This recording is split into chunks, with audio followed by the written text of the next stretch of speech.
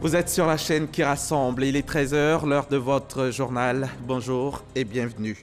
La 5e réunion extraordinaire du Conseil des gouverneurs de la Banque africaine de développement s'est tenue hier ici à Abidjan.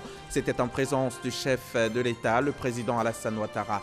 L'institution financière entend porter son capital à environ 110 000 milliards de francs CFA, à suivre en tout début de journal. Amadou Soumaoro, le président de l'Assemblée parlementaire de la francophonie, est en France depuis quelques jours.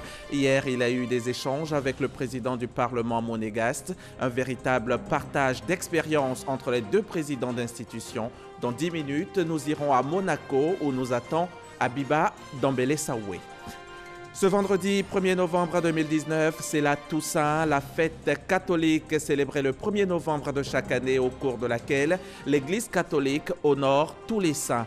Notre reporter Patricia Oumouetia a assisté à la célébration de la Toussaint à la paroisse Saint-Joseph d'Abobo et à Notre-Dame du Perpétuel Secours de Trècheville.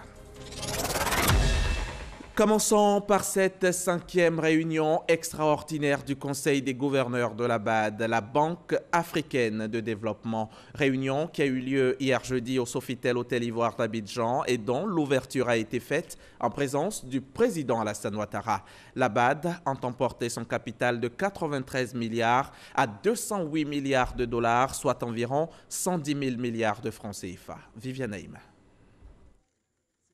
Le chef de l'État, le président Alassane Ouattara, a ouvert ce jeudi matin la 5e réunion extraordinaire du Conseil des gouverneurs de la Banque africaine de développement qui doit décider de la 7e augmentation générale du capital de la banque. Le montant actuel du capital de la BAD est de 100 milliards de dollars. L'ambition est de doubler ce montant en le portant à 225 milliards de dollars. L'objectif est grand. Les actionnaires de la banque sont sollicités. Au plan de son actionnariat, 60% du capital de la BAD sont tenus par les États africains membres de la banque. Ils sont 54 États. Ce sont les membres régionaux. Les 40% restants du capital sont aux mains des membres non régionaux. Ils sont 27 États non africains. L'objectif de cette 5e réunion extraordinaire, obtenir l'aval du Conseil des gouverneurs pour cette nouvelle augmentation du capital de la banque. Seul pour l'heure, le Canada, qui fait partie des membres non régionaux de la BAD, a déjà annoncé sa décision d'augmenter sa souscription jusqu'à 1,1 milliard de dollars. La ministre Nialé Kaba, en qualité de présidente du Conseil des gouverneurs de la BAD, a lancé un appel aux autres actionnaires. L'objectif, c'est de donner à notre institution les moyens de faire face aux multiples défis de développement auxquels notre continent est confronté. Nous, gouverneurs, savons que l'Afrique nous regarde sans appréhension, avec espoir, car nous avons toujours su mettre ses intérêts au devant de nos délibérations. C'est pourquoi je reste convaincu que nous arriverons à fédérer nos efforts afin d'aboutir à la résolution tant attendue, soumise par le Conseil consultatif des gouverneurs à l'issue de sa dernière réunion tenue le 18 septembre dernier en Égypte. Porter le capital de la banque du simple au double, si l'objectif paraît ambitieux, pour le président Akinwumi Adesina, la Banque africaine de développement pourra mieux accompagner les États dans leur quête de progrès, citant en exemple la Côte d'Ivoire, qui a bénéficié au cours de ces dernières années de plusieurs appuis financiers de la BAD. Notre réunion d'aujourd'hui est l'aboutissement de 2 années de réflexion collective, de dialogue collectif, impulsé par notre détermination collective à faire en sorte que le progrès économique de l'Afrique soit accéléré davantage. Accompagnée par la Banque, la Côte d'Ivoire a mis en place de nombreuses infrastructures. Nous venons juste d'apporter notre appui aux efforts audacieux de la politique d'inclusion sociale accélérée du gouvernement du président Alassane Ouattara. Et pas plus tard que la semaine dernière, la Côte d'Ivoire s'est qualifiée pour passer au guichet bas de la banque. La première fois dans l'histoire de l'institution qu'un pays passe du statut de fragilité est celui de pays admissibles au guichet non concessionnel. C'est ce genre de progrès et de réussite rapide auquel nous assistons en Afrique qui incite et inspire la Banque africaine de développement à tout mettre en œuvre pour accélérer la croissance et le développement du continent. À son tour, le président de la République, Alassane Ouattara, a mis en avant le rôle incontournable de la BAD dans le financement du développement des États africains. La réalisation des objectifs du développement durable des Nations Unies et de l'agenda 2063 de l'Union africaine nécessite d'importantes ressources financières. L'Afrique ne pourra pas atteindre ces objectifs sans l'appui financier et l'assistance technique des partenaires bilatéraux et multilatéraux, parmi lesquels le groupe de la Banque africaine de développement, qui occupe une place privilégiée. Cette 5e réunion extraordinaire du Conseil des gouverneurs de la Banque africaine de développement à Abidjan donnera-t-elle enfin le quitus pour l'augmentation du capital de la BAD? L'espoir est permis. Et sur place au Sofitel Hôtel Ivoire, après l'ouverture de la réunion du Conseil des gouverneurs, le président Alassane Ouattara a échangé avec le vice-président du groupe de la Banque mondiale chargé des infrastructures. On retrouve Viviane Naïm.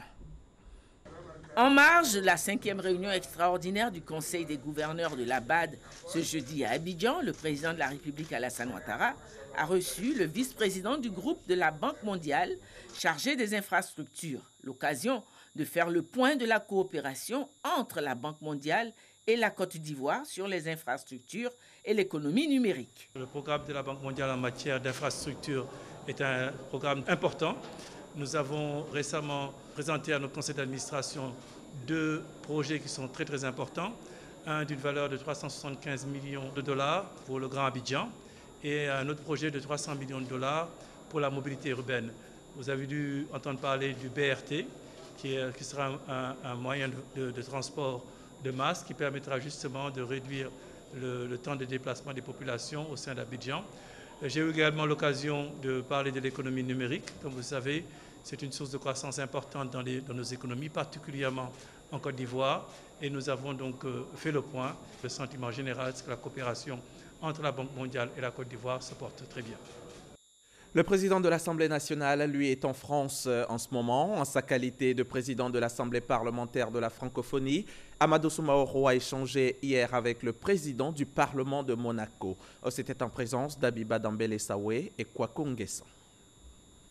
Séjour fructueux pour le président de l'Assemblée parlementaire de la francophonie et sa délégation, reçu par le président du Conseil national monégasque, l'équivalent de l'Assemblée nationale de Côte d'Ivoire, de par certaines missions telles que le vote des lois et du budget. À la différence que ce système repose également sur l'accord des volontés du prince Albert II de Monaco, ainsi la révision totale ou partielle de la Constitution est subordonnée au commun accord du prince. 24 membres la composent, élus pour 5 ans. Au suffrage universel, le Conseil national siège en 2 sessions. Le président de l'Assemblée nationale de Côte d'Ivoire a informé son collègue monégasque du fonctionnement du Parlement ivoirien avec ses 255 députés, avec une séparation des pouvoirs consacrée par la Constitution. Après ces riches échanges, le président du Conseil national monégasque, Stéphane Valéry, a convié son collègue de l'Assemblée parlementaire de la francophonie à un dîner auquel ont pris part des parlementaires ivoiriens et de la principauté. De retour ici en Côte d'Ivoire, je vous emmène à Port-Bouet, une commune au sud d'Abidjan où se trouve la CIR, la Société ivoirienne de raffinage. L'entreprise vient de remettre en route l'hydrocracker, un instrument essentiel dans son fonctionnement. Le Premier ministre Amadou Gon Coulibaly a tenu à aller constater son redémarrage. Le témoignage d'Ahmed Traoré et Jean-Louis Gbangbo. L'occasion qui rassemble est heureuse. Le Premier ministre Amadou Gon Coulibaly en visite à la CIR, Société ivoirienne de raffinage. Ce, pour observer de lui-même le redémarrage de l'hydrocracker. Cet instrument qui permet de faire de très gros bénéfices dans le domaine du raffinage, mais qui ne fonctionnait plus après l'incendie survenu à la CIR le 2 janvier 2017. Le directeur général de l'entreprise sollicite le soutien du gouvernement et s'engage à faire davantage pour le bon fonctionnement de l'entreprise. Excellences, Monsieur le Premier ministre, honorables invités, vous ne pouvez imaginer notre joie et le soulagement de toute la CIR lorsqu'en décembre 2018, la convention a été signée avec les prêteurs, les fonds décaissés ont apuré les dettes des fournisseurs, les cargaisons de brut qui attendaient au large d'Abidjan ont été déchargées et la CIR a repris son fonctionnement. Le ministre de tutelle, Abdourahmane Cissé, se dit prêt quant à la concurrence, une initiative que trouve opportune le chef du gouvernement. L'importance stratégique de la CIR se trouve ensuite dans le fait qu'elle constitue un instrument de renforcement du commerce sous-régional et d'intégration économique. En effet, la CIR approvisionne le marché de la sous-région et garantit ce faisant la disponibilité de produits de bonne qualité pour les pays de l'Interland. Enfin, la CIR, et c'est important, constitue un outil de souveraineté pour la Côte d'Ivoire. Au cours de la cérémonie, plusieurs personnalités, à commencer par le directeur général, ont été décorées dans plusieurs ordres, ce pour leur abnégation au travail. Nous sommes vendredi 1er novembre 2019 et c'est la Toussaint, une fête catholique célébrée le 1er novembre de chaque année et au cours de laquelle l'Église catholique honore tous les saints connus et inconnus. Nos reporters sont sur le terrain, ils sillonnent Abidjan et quelques villes de l'intérieur du pays. Et Patricia Omouetia, elle, était à la paroisse Saint-Joseph d'Abobo et Notre-Dame du Perpétuel Secours de Trècheville. Son reportage. Ensemble, réjouissons-nous, c'est par ce chant que l'Eucharistie a été célébrée en ce jour de la fête de la Toussaint. Ici, à la paroisse Notre-Dame du Perpétuel Secours de Trècheville, la Toussaint est une fête joyeuse. C'est la paix, l'amour qui est la base de toute sainteté, de toute pureté, et c'est ce que les saints ont vécu. Ils ont vécu sur la terre comme nous, mais ils ont fait quelque chose de particulier pour que le nom de Dieu règne sur la terre. C'est le couronnement de notre vie de foi qui vivons sur cette terre. Après la création, nous sommes nés, nous avons vécu notre foi. Et nous tous, nous souhaiterons un jour être dans la félicité céleste avec notre Père Créateur. Pour les pères curés des paroisses d'Abobo et de Trècheville, la fête de la Toussaint, c'est aussi l'occasion de se rappeler que tous les hommes sont appelés à la sainteté et que ce chemin n'est pas réservé à une certaine élite. C'est la fête de tous les saints. Et dans une même démarche, dans une même célébration, nous fêtons tous ceux, les hommes, les femmes, qui ont vécu l'évangile au quotidien, qui ont exprimé les béatitudes et qui aujourd'hui sont dans la vision béatifique, qui aujourd'hui sont dans la félicité céleste. La sainteté, c'est dans les petites choses. Ce sont tous ces hommes et femmes simples qui ont vécu ordinairement, mais qui ont vécu dans l'humilité qui va dans le sens de Dieu. La Toussaint se célèbre le 1er novembre, la veille du jour de la commémoration des fidèles défunts. Aujourd'hui, la fête de la Toussaint est celle de tous les saints anonymes qui n'ont pas été reconnus officiellement par l'Église. La fête de la Toussaint, nous en reparlerons plus largement ce soir dans le 20h. D'ici là, sachez que le CHU de Yopougon ferme ses portes à compter de ce vendredi 1er novembre. Les différents services vont être progressivement relocalisés dans d'autres établissements dans les semaines qui viennent. À compter de janvier, l'hôpital, implanté dans la commune la plus peuplée d'Abidjan avec ses 2 millions d'habitants, va être entièrement réhabilité. Learning Event, c'est une rencontre organisée cette semaine par la Coalition internationale pour la préparation au traitement en Afrique de l'Ouest. La rencontre a réuni les acteurs de la lutte contre le sida en Afrique pour évoquer la question de l'amélioration du traitement et tenter de mobiliser davantage de ressources pour améliorer la qualité de vie des personnes vivant avec le VIH. Serge Coléa y était pour RTI 1, son compte rendu. Comment améliorer la qualité de vie des personnes vivant avec le VIH en Afrique de l'Ouest? La question est au centre de cette rencontre entre les acteurs de la lutte contre le sida.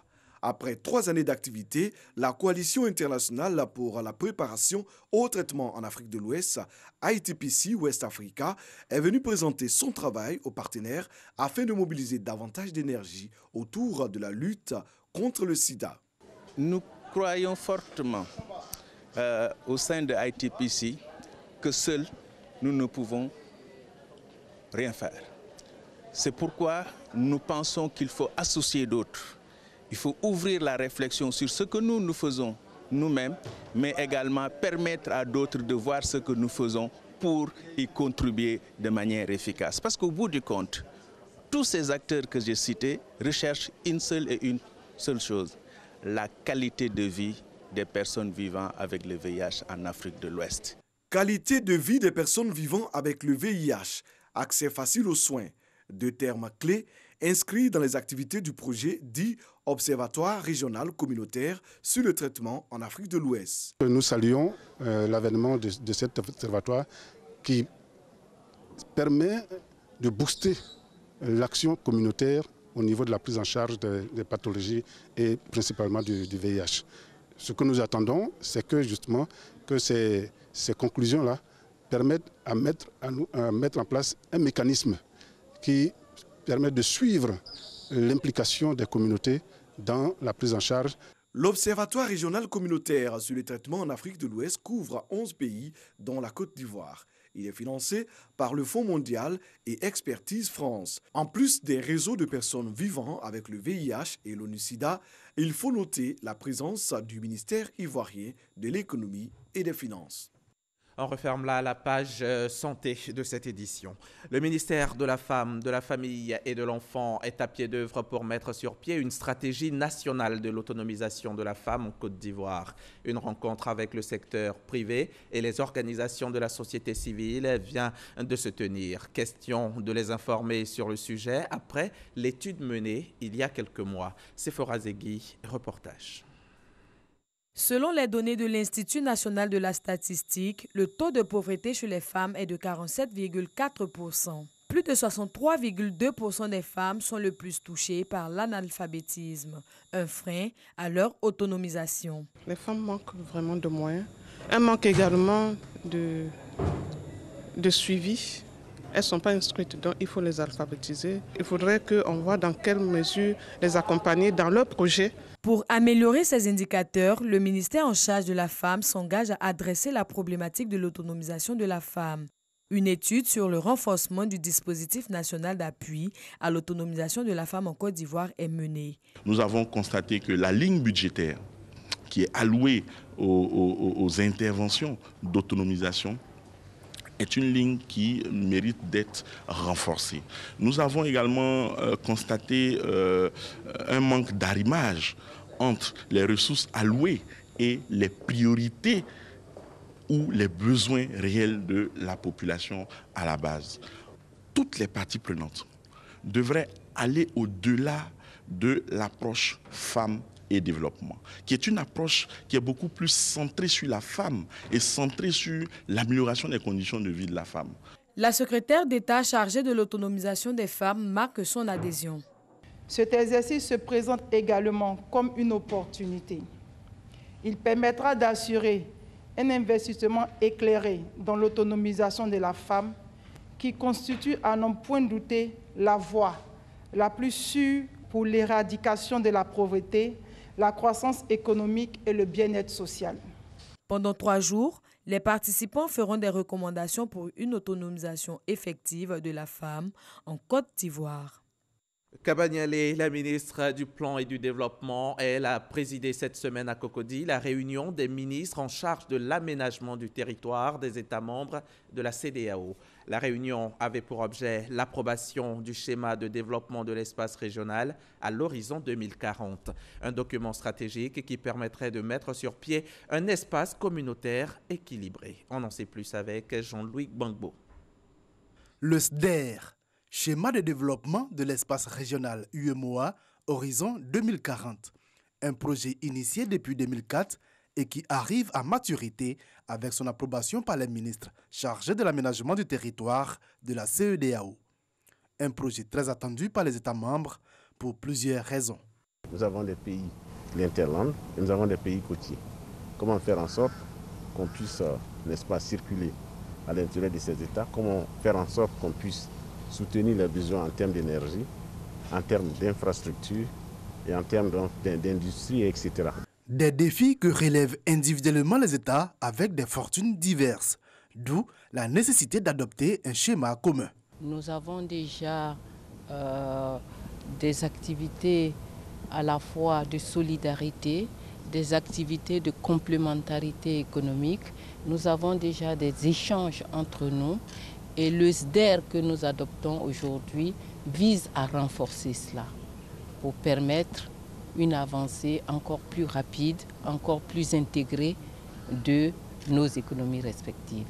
Plusieurs grands projets de développement sont prévus dans le cadre de ce schéma, notamment dans les domaines des transports, du réseau ferroviaire, de l'énergie et des infrastructures routières. 40 millions de francs CFA, c'est la valeur totale des chèques que le Conseil régional du Sud Comoé a remis récemment à plus de 200 jeunes bénéficiaires du projet TIMO. Un projet qui a pour objectif de renforcer l'employabilité des jeunes en Côte d'Ivoire. Grâce à ces fonds, ces jeunes bénéficiaires pourront réaliser des activités génératrices de revenus. Jean-Marc Djadji était à Grand-Bassam lors de la cérémonie de remise de chèques. Plus de 40 millions de francs CFA. C'est la valeur totale des chèques remis aux autorités communales des circonscriptions d'Adiaké, d'Assini et de Grand-Bassam par le Conseil régional du Sud Comoé. Des fonds destinés à 220 jeunes bénéficiaires du projet TIMO, travaux à haute intensité de main-d'œuvre.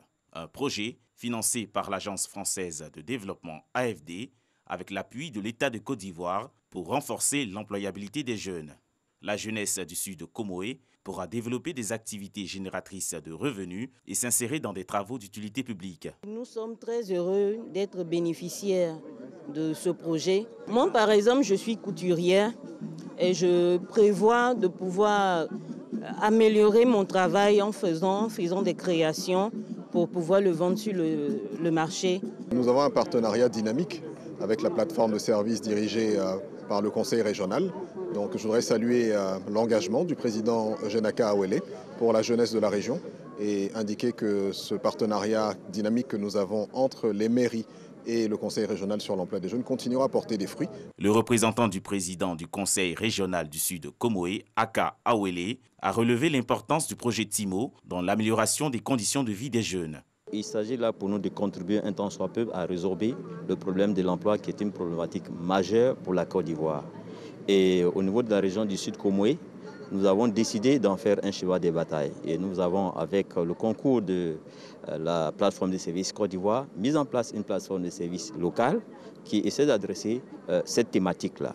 Le projet TIMO s'inscrit dans la mise en œuvre de la composante 1 du deuxième contrat de désendettement et de développement C2D2 portant sur l'insertion professionnelle des jeunes. Au même moment, dans la même ville de Grand-Bassam, le conseil coton-anacarde était également réuni. Une rencontre qui avait pour objet la relance de l'industrie du textile en Côte d'Ivoire. L'idée, c'est d'abord de faire l'état des lieux du secteur en vue de définir les meilleures stratégies pour positionner la Côte d'Ivoire dans l'industrie mondiale. Le reportage de Nadia Eja dans un récit de Cheikh Koné Aboubakar. Malgré une production de coton grain estimée à 468 000 tonnes à la dernière campagne, soit l'équivalent de 204 000 tonnes de coton fibre, l'industrie de la filature tissage va mal. Seulement 25 000 tonnes de coton fibre produit à ce jour est transformé sur place. Actuellement en Côte d'Ivoire, la grosse majorité du coton, à hauteur de 95 et 98% du coton fibre fabriqué en Côte d'Ivoire est exporté. L'industrie repose sur à peu près 20 à 25 000 tonnes de coton fibre transformé localement. Il y a une grande marge. Face à cette situation, le Conseil de régulation du coton tire la sonnette d'alarme. Ce n'est pas acceptable parce que ça veut dire que nous exportons des emplois, nous exportons de la valeur ajoutée. Nous en avons besoin.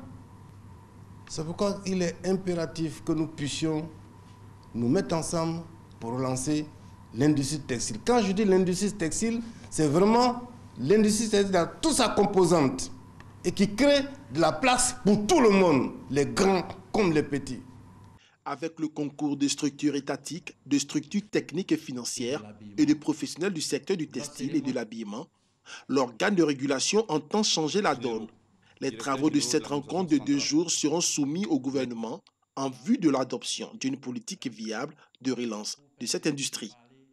Autre sujet, autre rencontre, mais toujours dans la cité balnéaire de Grand Bassam. C'est cet atelier initié par la DAARA, la Direction d'aide et assistance aux réfugiés et apatrides, pour renforcer les capacités des membres du Conseil national des droits de l'homme, les instruire davantage sur les notions liées à l'apatridie afin qu'ils contribuent mieux à la sensibilisation. Konaté Moussa, de retour de Grand Bassam. L'apatridie, impossibilité pour un individu d'affirmer son appartenance à un État, ne bénéficiant d'aucune protection d'un pays. Les apatrides sont exposés à de nombreuses difficultés, notamment l'accès à la santé, à l'éducation, à l'emploi. Contrairement à ce que beaucoup de personnes pensent, et il y a beaucoup d'apatrides en Côte d'Ivoire, on les estime à peu près 700 000 personnes. Mais il ne faut pas dire, moi je suis Sénéfou, donc je suis ivoirien, je suis baoulé, je suis ivoirien. Non, il faut produire les documents qui vont prouver son lien de rattachement avec l'État de Côte d'Ivoire. Pas de chiffres officiels sur le nombre d'apatrides dans le monde. Le Haut Commissariat pour les réfugiés les estime à plusieurs millions. L'organisation internationale s'est engagée à mettre fin à l'apatridie d'ici 2024. En Côte d'Ivoire, les actions se poursuivent pour faire face à ce fléau. On a 2 lois qui ont été prises d'ailleurs en 2018 pour moderniser entièrement l'état civil. Il y a en marge une loi spéciale pour établir les gens dans leur identité. En 2013, il y a une loi portant acquisition de la nationalité par déclaration pour tous ceux qui sont nés sur le sol ivoirien. En charge de la question de l'apatridie en Côte d'Ivoire, la Direction d'aide et assistance aux réfugiés et apatrides veut associer toutes les composantes de la société dans le combat contre l'apatridie. Un renforcement de capacité des membres du Conseil national des droits de l'homme est initié. L'intérêt réside dans le fait que le CNDH, comme vous le savez, est un organe très important dans la promulgation des tests. C'est un organe qui est consulté pour avoir la conformité des tests en Côte d'Ivoire avec les normes internationales. Il s'agit de donner les moyens d'action, je dirais, pour rendre le Conseil beaucoup plus efficace, plus diligent dans le traitement des questions relatives à l'apatridie. Cet échange de connaissances sur l'apatridie va permettre aux participants de s'enquérir des notions liées au phénomène de l'apatridie afin de mieux contribuer à la sensibilisation. D'une ancienne capitale de Côte d'Ivoire à une autre, de Grand Bassam à Bingerville. Le groupe scolaire Habitat de Bingerville a 60 ans, une célébration dans la douleur, l'école après de sérieuses rides et manque de tout. À l'occasion de cet anniversaire, hommage a été rendu aux enseignants, certainement pour leur courage, leur endurance. Une ONG locale a décidé d'aider à la réhabilitation de certaines infrastructures de l'établissement. Le témoignage de Franck Quadio. Groupe scolaire Plateau, commune de Bingerville, enseignants et autres acteurs du système éducatif de l'établissement s'engagent à assurer une école de qualité. Et ils l'expriment au cours de cette cérémonie commémorant la journée mondiale de l'enseignant. Sécurité renforcée autour de l'établissement, exhortation au travail, à l'assiduité et à la ponctualité, l'essentiel des propos du représentant des enseignants, un plaidoyer bien perçu par l'émissaire du ministère de l'Éducation nationale, de l'enseignement technique et de la formation professionnelle. Journée mondiale de l'enseignant, mais aussi célébration du 60e anniversaire de création de l'établissement. Ce groupe scolaire compte 4 écoles primaires et accueille chaque année plus de 1600 élèves. Aux États-Unis, la Chambre des représentants a adopté la résolution qui fixe les règles de la procédure de destitution, un vote qui marque une nouvelle étape formelle dans l'instruction menée contre Donald Trump. Sans surprise, les démocrates qui ont la majorité à la Chambre n'ont eu aucun mal à faire voter le texte qui a été adopté par 232 voix contre 196 hier jeudi. Sitôt la résolution adoptée, le président Donald Trump a assuré être victime de la plus grande chasse aux sorcières de l'histoire américaine. Au Pakistan, des milliers de manifestants sont arrivés dans les rues d'Islamabad hier jeudi pour participer à la marche de la liberté prévue ce vendredi 1er novembre et demander la démission du Premier ministre Imran Khan. L'opposition accuse le Premier ministre d'avoir été porté au pouvoir grâce à l'armée pakistanaise toute puissante, remettant en cause les élections d'août 2018 et les résultats qu'il juge frauduleux. Ce mouvement contestataire intervient un an après l'arrivée au pouvoir d'Imran Khan. Et c'est la fin de ce journal. Merci de l'avoir suivi. Vous pourrez le revoir sur RTI Mobile et sur les www.rti.ci. Bonne fête de la Toussaint à tous les chrétiens catholiques et à demain 13h sur la chaîne qui rassemble.